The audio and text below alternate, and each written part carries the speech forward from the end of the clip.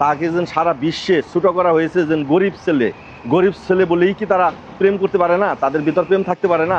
ভাইয়া, গরিব ছেলে বলেই কি তাদের মনের ভিতরে প্রেম ভালোবাসা থাকতে পারে না? অবশ্যই থাকতে পারে।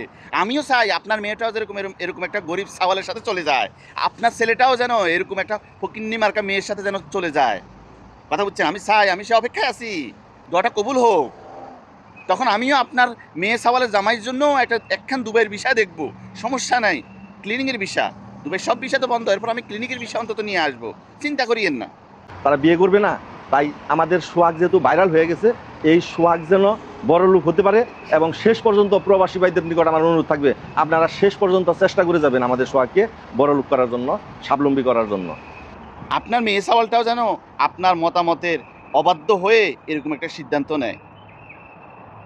আপনি কি আপনার মেয়ে সাওয়ালের জন্য সর্বোত্তম, মেয়ের ভবিষ্যতের জন্য, মেয়ের ভালোর জন্য, তার জন্য ভালো একটা পাত্র নির্ধারণ করবেন না? তখন মেয়েটা যখন আপনার আশা ভরসার উপরে বেইমানি করে এরকম আরেকটা ছেলে সাওয়ালের সাথে চলে যাবে, তখন আপনি টের পাবেন। এখানে ধনী আর গরিবের বিষয় না, বাবা মায়ের তো একটা পছন্দ অপছন্দের বিষয় আছে, বাবা মায়ের তো একটা আশা ভরসা আছে।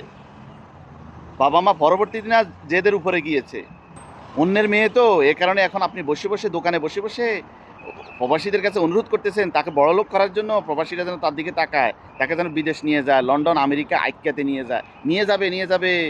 আপনি চিন্তা করিয়েন না, আপনি বসে বসে দোকানদারি করেন, বেচাকিনি হোক বা না হোক কোনো সমস্যা নাই, আমি পাশে আছি আপনার মেয়ের জামাইয়ের সাথে। চিন্তাটা করেন, এ কি কোনো সন্তানের বাবা হতে পারে? আমার তো মনে হয় না। এর চিন্তা ভাবনাটা কি? বাবা বলে যে একটা দায়িত্ববোধ থাকে, আমার মনে হয় সেটা পর্যন্ত তার বিন্দুমাত্র তার ভিতরে নাই।